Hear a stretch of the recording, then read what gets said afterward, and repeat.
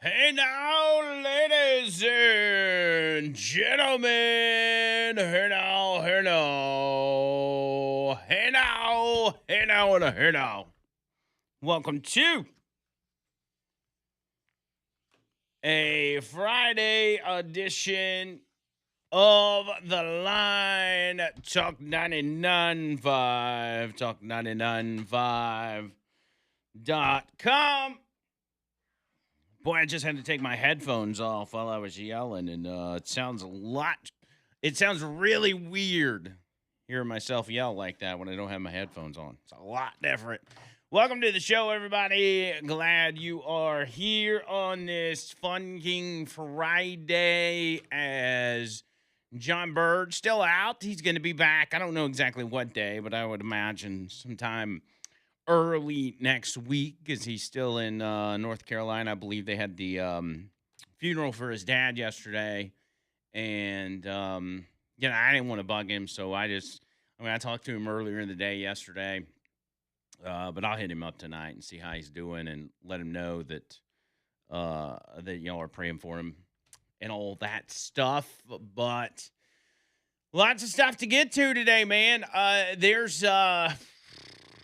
feel like I've spent my entire week talking about Iran, and I probably feel that way because I actually have. Not a whole lot of movement over the past 24 hours. You've got pretty much the news being that there are three carriers now in the Middle East for the first time in like 30 years. As I mentioned over the past couple of days, they were about to double down on the firepower that they're putting in that region, and this is just proof of that. And there's no going back at this point. A lot of it's posturing on the front end, but it's also preparedness because if the message is not sent to the Iranians that are holding the cards, at least holding the cards on their side, then we will have to use those. We'll have to use all of that military might that we've brought into the region, and Iran's going to be looking a lot different 6 months from now, I guess. But there's some little things that we can talk about that I'll bring up along the way.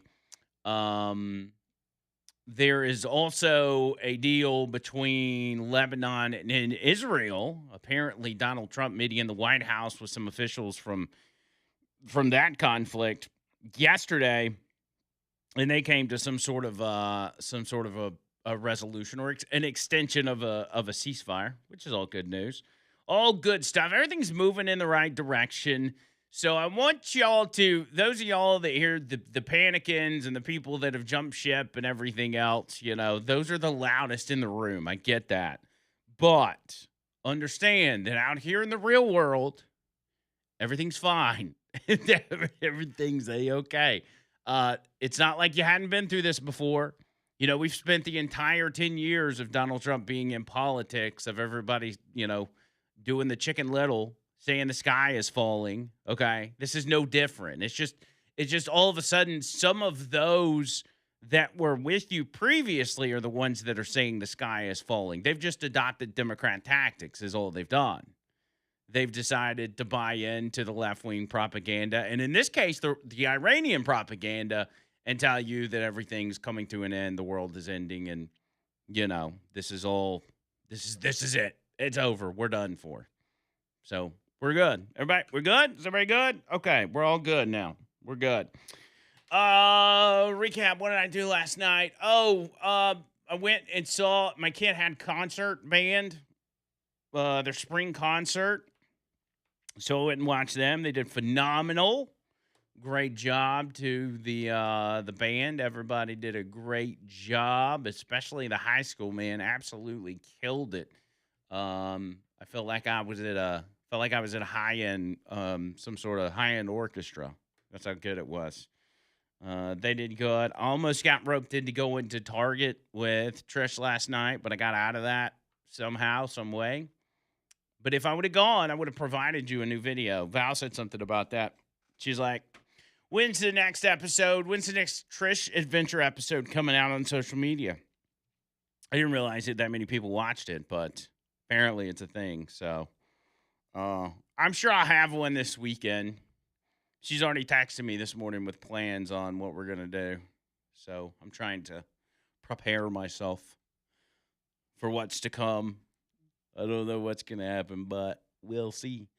10-year anniversary of Jawbone Jam. I'm about to start cramming this down y'all's throat because it's getting close, man. It is April 24th. That means today being Friday. What is that? 3 weeks away is Jawbone Jam. Yeah, I guess I'd be right. 3 weeks away, bro. It's almost there. Have you got your tickets? If you haven't, what are you doing? Go to Ticketmaster.com.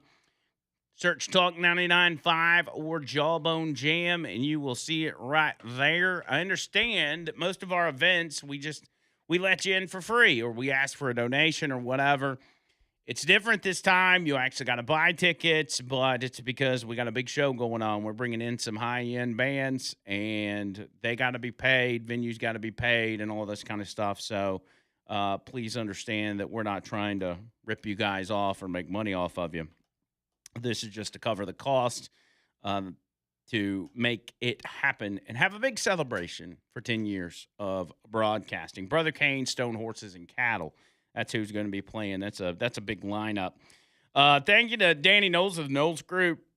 All those guys over the Knowles Group, just awesome people. Same thing, get Blakely's Bouquets and Aqua Systems. Love those guys. All great partners of ours, always stepping up for our events. So Ticketmaster.com or IronCityBham.com will get you where you need to go on buying those tickets. All right, hey now, roll call. Let's do it with the early birds. That being Dixter, Rudy, Roger, Scott, Tracy, Neil, Austin, and Jesse, which puts in our number one spot today, the one and only Jimmy the Greek. Congratulations, Jimmy. Hey now. Jimmy, send us a song. We'll get you hooked up there, buddy. It's got to be a cover song, though. It's Cover Song Friday. Grumpy Old Goat, number 2. Leslie, number 3. Then I got Tommy, Ron, Craig, David, Carrie, Gene, Mitch, Mississippi, Maggie, Hippie with the J's. I got Justin, JD, Heath, Rick, Ron, Mike, Trent, Dr. McReady, Jake, Cherry, Bo, Michael, Boomer, Miss Officer, Christy. Look at everybody coming in. How about y'all coming in here on time? I like that. I like it. All right, so here's what we'll do. We'll go ahead and take our break. We'll get a Friday kicked off. We'll get Jimmy to send in his song and get down to it. If you want to get in on the show, 205-545-9950. We'll kick it off right after this.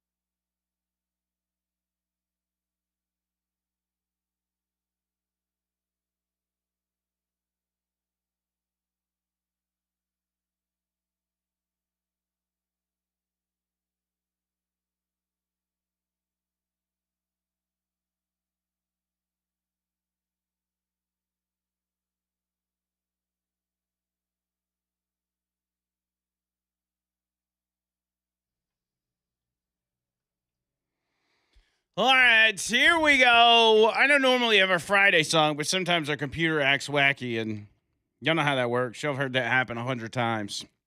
Jimmy the Greek, I'll get you your song next segment, though. But I see you. I see you out there. We usually get that on the second round anyway, so that's fine. That works out. Can I start off with this? I'm always fascinated by like severe weather and tornadoes and stuff like that. I was watching footage out of what was it? Oklahoma, northern Oklahoma from yesterday afternoon. And this tornado, dude, is absolutely massive. I mean, massive. It is I don't know what the actual rating on that tornado was, but several videos coming out, and I think it even slammed into one of the I think it slammed in one of the Vance Air Force Base. Flattened homes, military installation impacted. What's crazy about in that part of the world, and I didn't really realize this until about 2003 when I moved out to Missouri with my mom for a couple months.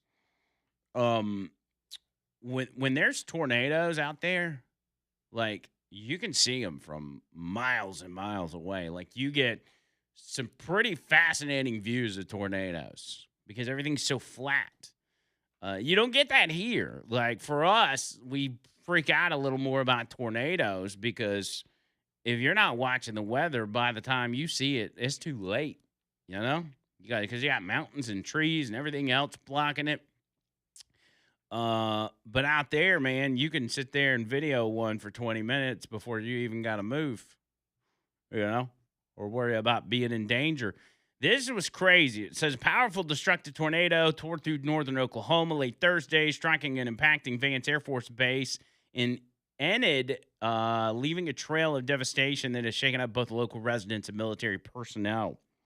According to reports, the tornado carved a destructive path, ripping off roofs, flattening homes, knocking out power across large sections of the city. Emergency crews rushed into damaged neighborhoods, conducting door-to-door searches.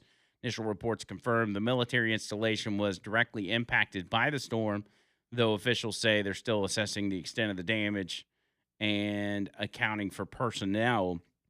At least 10 people were reported as injured as multiple tornadoes touched down touchdown across northern Oklahoma, triggering emergency response operations through the region. That it's wild, man. If you get an opportunity to go online and look up Oklahoma tornado, that bad boy is sick. That was crazy, man. Crazy stuff. I just want to bring that up. I didn't see any reports of any deaths, which is great news. But there was, what they say, 10 injuries. So wild. Also, what's going on in Louisiana? That's the question I want to ask. I'm seeing story after story coming out of Louisiana, especially when it comes to shootings. This latest one happened yesterday. Was sometime earlier in the day yesterday, what was reported as a mass shooting at a mall in Baton Rouge, and we now know 5 people were injured and 1 was killed. I saw some video footage of the aftermath where people were in the food court, laid out, bleeding from whatever had happened. And as I started looking into it, it turns out it was 2 people arguing that I guess started firing at each other. Officials are looking for answers after a mass shooting at the mall in Louisiana left 1 person dead, 5 others injured on Thursday. It's the second shooting to shock Louisiana this week after the Shreveport gunman in Shreveport killed 8 children we talked about earlier this week. The mall announced it would be closed today.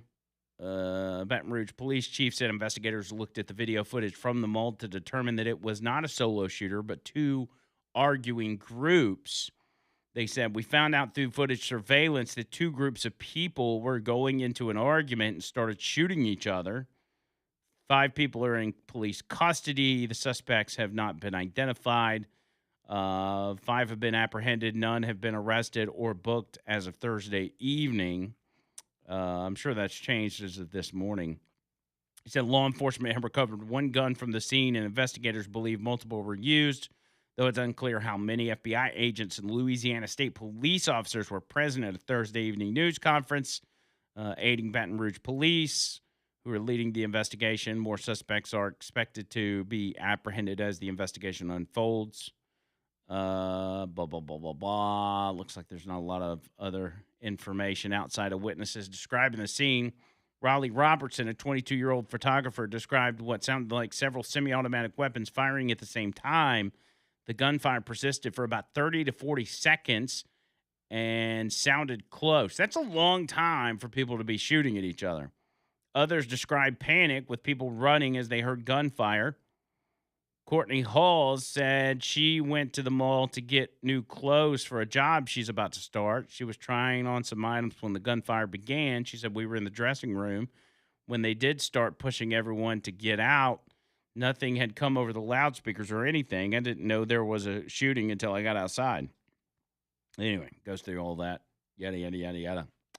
But yeah, more tragedy in Louisiana. And then here's the third one. All right, here's the third one in just a matter of a few days.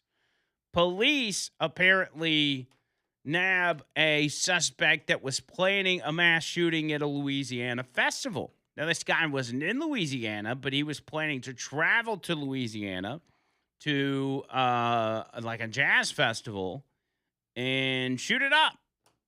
And so it's kind of like, what's the deal with Louisiana over the past few days? Is it just coincidence? Maybe it is. I don't know. But it's crazy. According to the Okaloosa County Sheriff's Office, federal authorities contacted the sheriff's office about a male from North Carolina who was reportedly heading straight into their jurisdiction with the intent of carrying out a mass shooting at a major festival in Louisiana.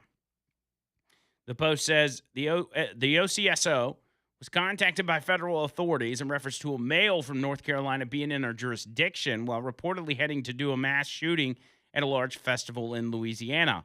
Our Bravo East deputies located the male at a Destin hotel. He was in Florida at the time, and he was taken into custody tonight without incident as a fugitive from justice. He will be extradited to Louisiana for his charges from state police there. Excellent work by all. Authorities say the suspect, identified as former police officer Christian Gillum, was apprehended in Florida after multiple agencies tracked his movements across state lines. He was reportedly en route to Louisiana with a handgun and roughly 200 rounds of ammunition when officers moved in and took him into custody. According to officials, Gillum is accused of making terroristic threats and allegedly intended to carry out a shooting at a large-scale public event widely believed to be the New Orleans Jazz and Heritage Festival, which draws hundreds of thousands of attendees. The suspect had a firearm and a large cache of ammunition, allegedly expressed violent threats prior to traveling, a background in law enforcement, raising additional concerns about training and access. Officials have not confirmed every detail publicly, but multiple reports indicate the plot may have been included targeting specific groups of people at the event. So that's the third one this week.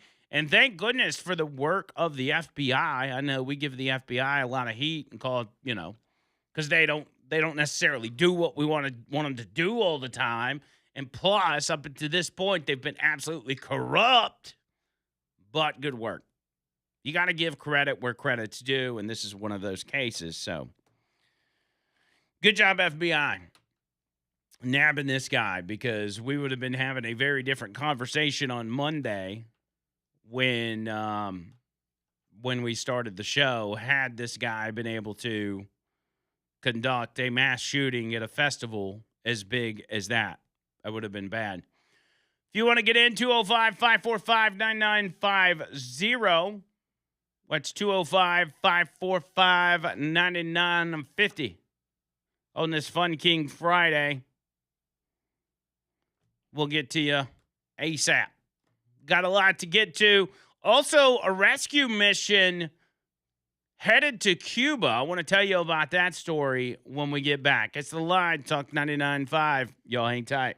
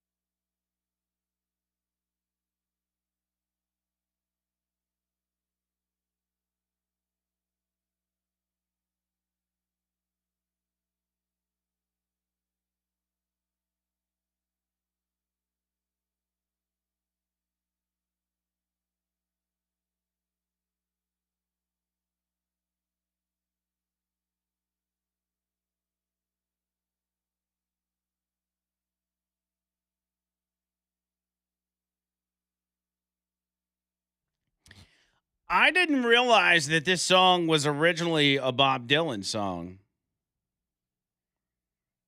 Assuming that Jimmy the Greek's telling me the truth. I didn't realize that. Because when he sent it, I was like, that's not a cover song. But I guess it is. I like Jimi Hendrix. In particular, my first taste of Jimi Hendrix came with when Hulk Hogan turned NWO and he came out the Voodoo Child. That was good stuff, man. Used to love that. Actually, you know what? We used Cult of Personality for the intro, but I almost used Voodoo Child as the intro to the song. Almost. I was that close. But I didn't. And so that's been the song since the beginning. Since the beginning of my political talk. That intro with the JFK speech, that's actually been the only intro I've ever used from the very beginning across 3 different stations. It is the only one. Put that together myself. I'm trying to remember. Before I had a political show, I had a sports show called Personal Foul Sports.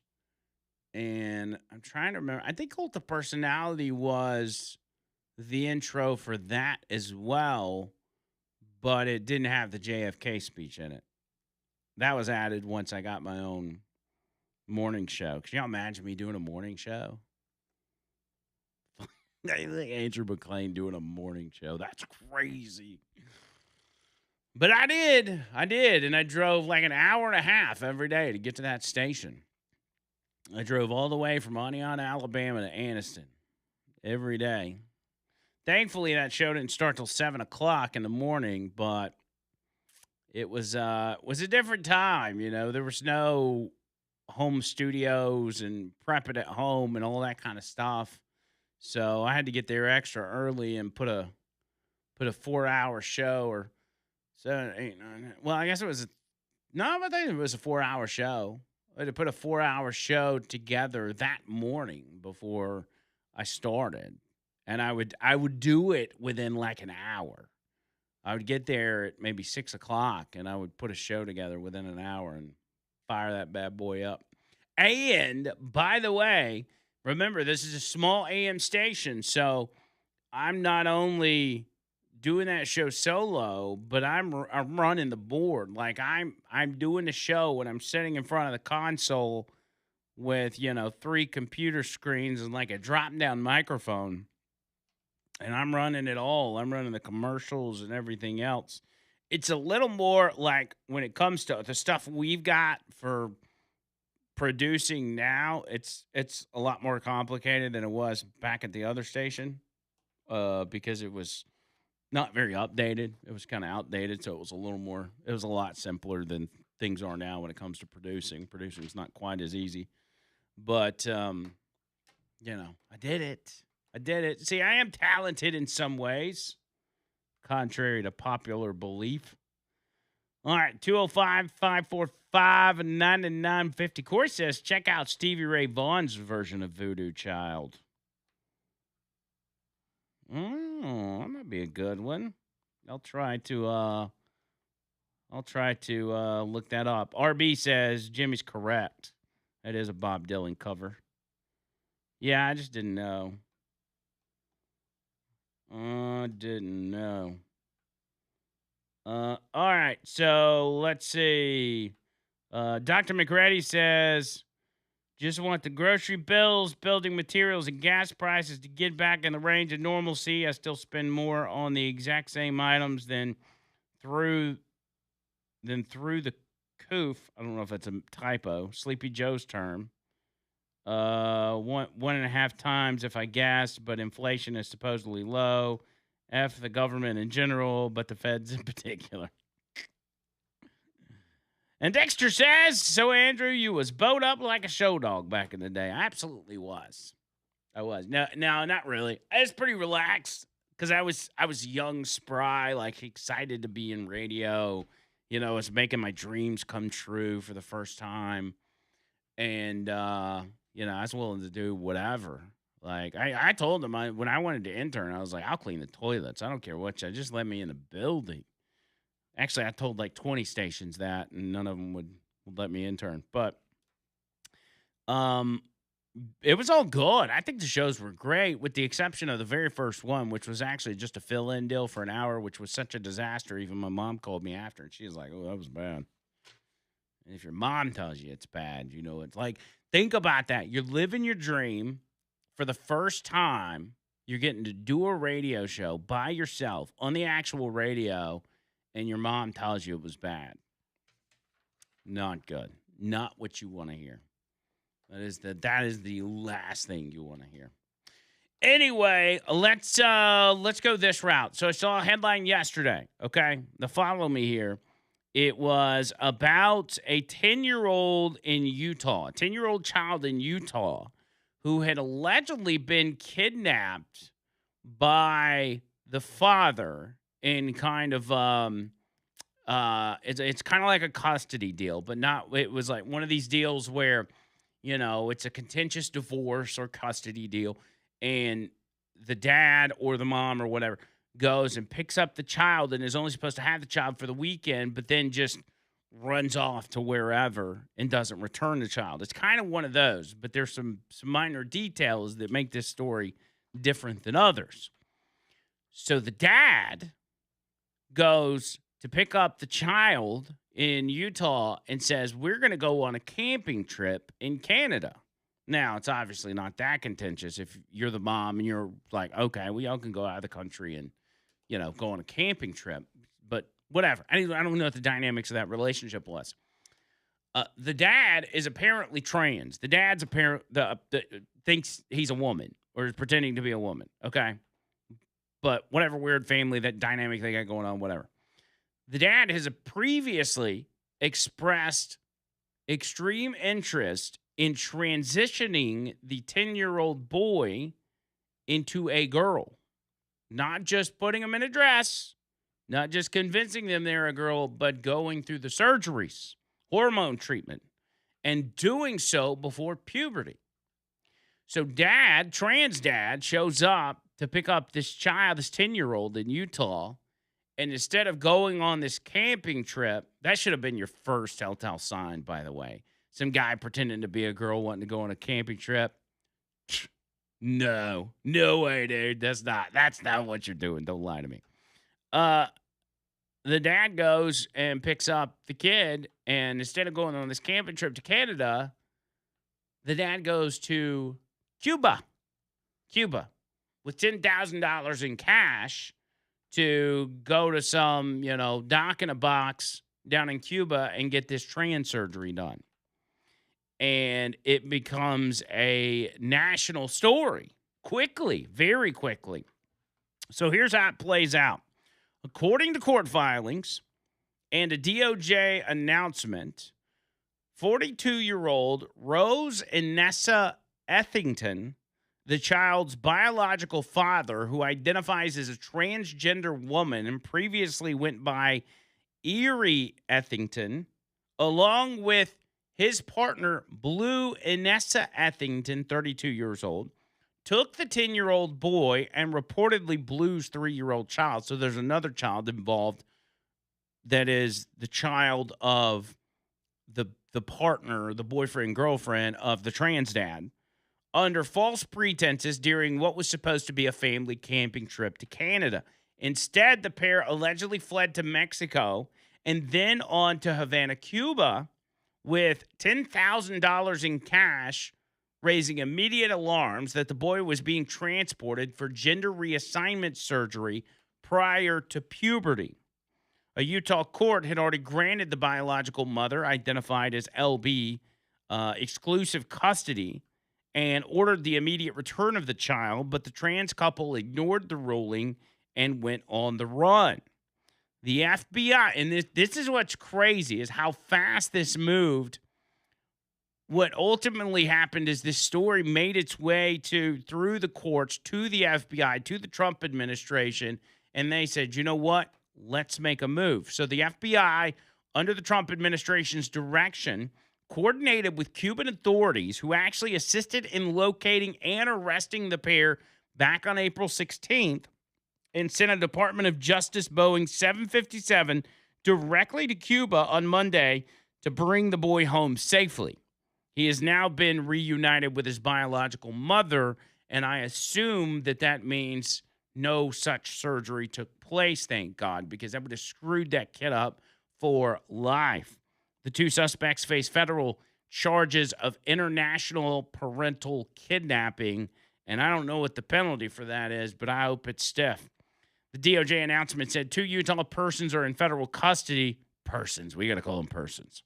Are in federal custody and charged in a federal criminal complaint of international parental kidnapping. The pair is accused of allegedly skipping out on a planned camping trip to Canada with a shared custody child and instead took the 10-year-old to Havana, Cuba, without the biological mother's knowledge or court approval. Rose Anessa Ethington, a.k.a. Ari Ethington, 42, and Blue Anessa Ethington, a.k.a. Carly Ann Crosby, 32. So Carly Ann Crosby is the partner's biological name, which means that's probably a chick pretending to be a dude, I guess. Both of Cache County, Utah, were deported from Cuba on Monday with the assistance of the FBI. Man, if you get deported from Cuba, you want to talk about something you don't want on your resume? Getting deported from Cuba, of all places, is one of them. Upon landing in the United States, the two defendants appeared in court for an arraignment in Richmond, Virginia, and will be transported to the District of Utah at a later date for the remainder of their court case at the Orrin G. Hatch United States District Courthouse in downtown Salt Lake City. According to court documents on March 28th, the 10-year-old child was supposed to be traveling by car to Calgary in Alberta, Canada, for a planned camping trip with the minor victim's biological father, Rose Anessa Ethington, Rose's partner, Blue, and Blue's 3-year-old child. But the group never arrived at their hotel in Calgary or the campground they planned to stay at from March 29th to April 2nd. As alleged, the group had not been heard from since March 28 when the 10-year-old told the biological mother via telephone they arrived in Canada. The biological and the 10-year-old probably has no idea, like, where it's at. Well, Canada looks a lot different than I thought it would, and I didn't realize everybody here spoke Spanish. The biological mother shares custody of the 10-year-old with Rose, her former spouse. On April 3rd, the child was supposed to be returned to the biological mother after the camping trip to Calgary, which did not occur. According to the court documents on March 29th, the group crossed the U.S.-Canada border and took a flight from Vancouver to Mexico City, Mexico. On April 1st, the group took another flight from Merida, Mexico to Havana, Cuba. Mexican immigration authorities confirmed their arrival and departures utilizing their U.S. passports. As alleged, interviews with the 10-year-old's family provided significant concerns for the minor's well-being as the child was born male, however, identified as a female child, which family members largely believe to be due to manipulation by Rose. So the kid's already got it in his head that he's a girl because dad's pumping his head full of LGBTQ propaganda. Concerns existed that the child was transported to Cuba for gender reassignment surgery prior to puberty. On April 13th, the Utah State Court ordered the 10-year-old to be returned to the child's mother immediately and granted the mother exclusive custody of the child. Probably a good idea. And then it just goes with some statements from the FBI on this case. What a freak show, man. And that poor child to be convinced that he's in the wrong body and was willing. I mean, going on this trip, the kid was probably willing to go with this surgery thinking, it's my dad. My dad's going to take care of me. He's not going to let me go through something bad or something that's detrimental. But yet, that's exactly what was going to happen. It was going to screw that kid up for life. So thank God that kid's back with his mom. That was a close one. The sad thing is that kind of stuff happens all the time. There's so many stories out there from parents who've gone through, and some willingly. Some parents, both mom and dad, have willingly put their kids through this stuff, and it's absolutely screwed them up for life. That's why suicide in the trans community is so high is because it's just it messes you up at that level and something you can't reverse. So good story. I've been starting off with bad stories all week, so there's a good story for you. How about that? 205-545-9950. Quick break. More of the line coming up right after this.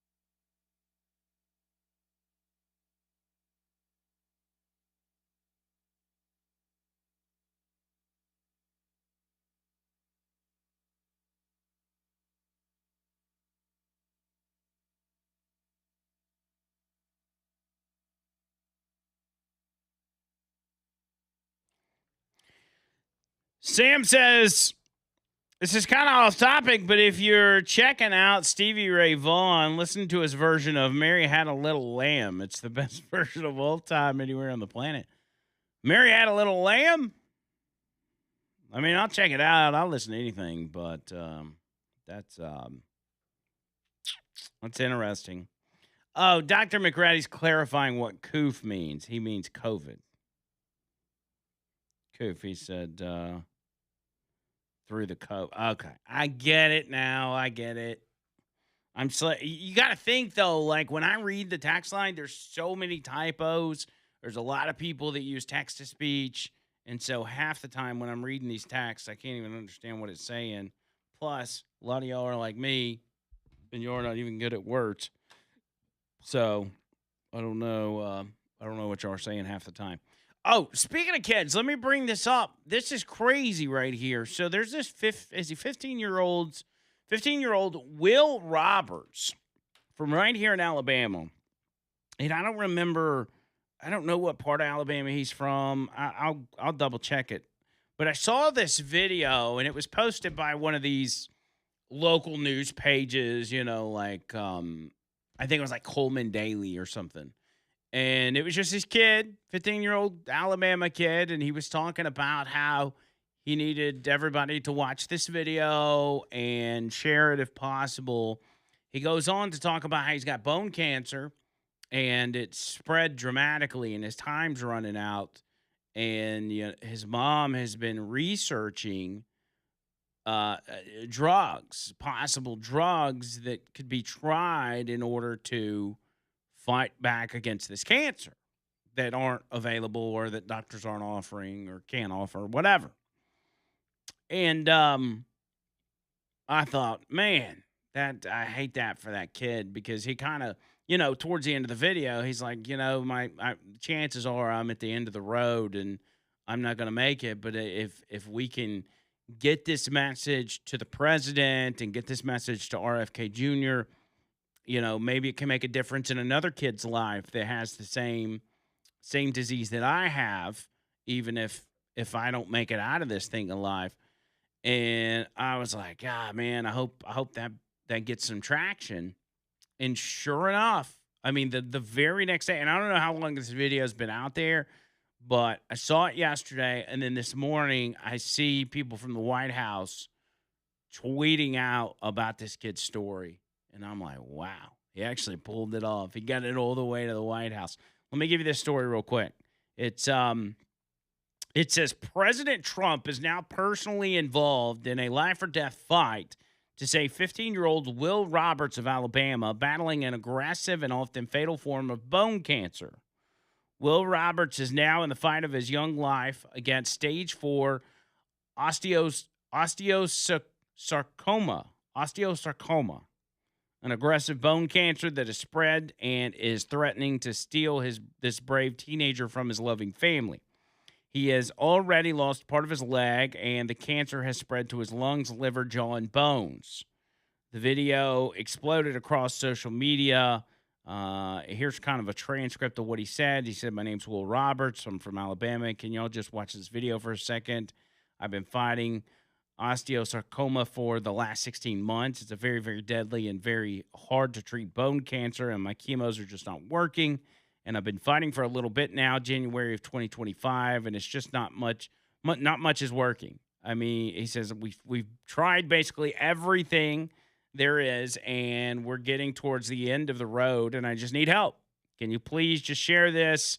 Everything y'all can do to help get this video to either President Donald Trump or Robert F. Kennedy Jr., that would help me so much. And that's just part of his video. And soon after that, White House Deputy Chief of Staff Dan Scavino, the Trump White House, and other high-profile figures, Robert F. Kennedy and Dr. Oz, are now tracking to assist young Will Roberts, who is fighting this bone cancer. Dr. Oz personally reached out to Will's family and the developers of the experimental drug Delta Rex G in Santa Monica. Telehealth calls happened immediately. The family's now preparing to head west for treatment that could save Will's life. That is a story we're going to be following, and I hope that has a very happy